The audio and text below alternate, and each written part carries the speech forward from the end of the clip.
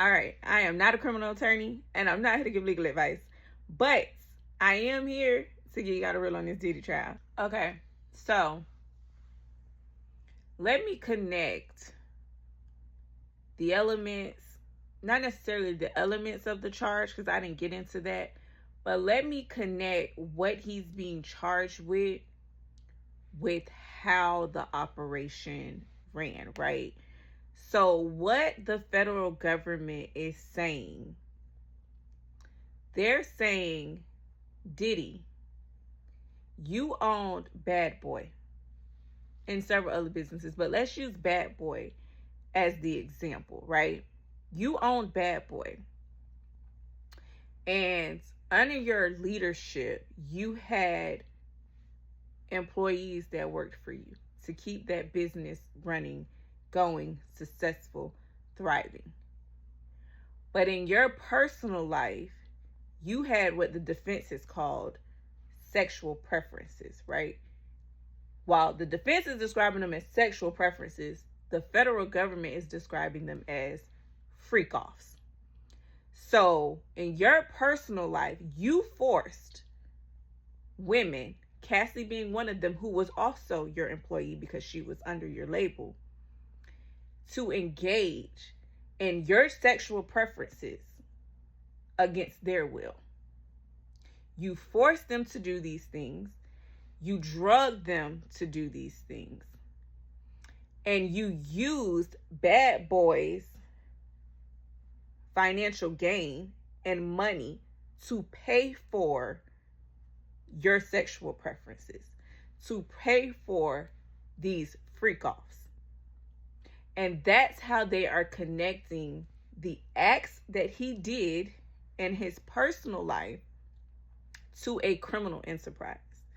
Because if you are forcing someone to engage in certain activities against their will, through fraud, through bribery, through coercion, through force, that's a crime. That's a crime. So if these witnesses are saying, I didn't want to do that, I had to get high to do that,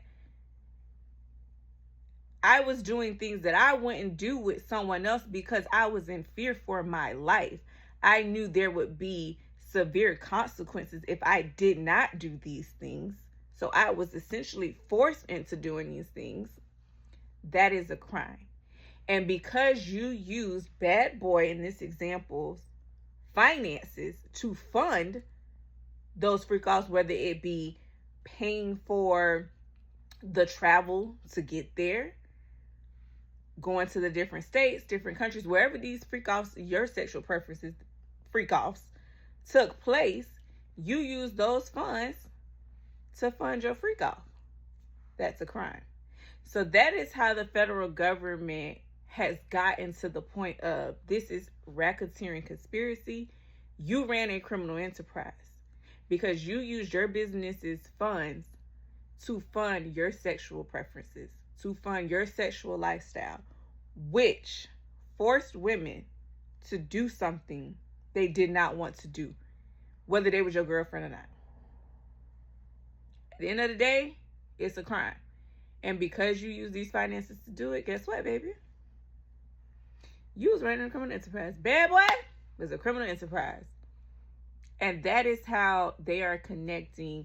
So I just kind of wanted to tie that in together for those of y'all that don't really know how to put the facts with the law.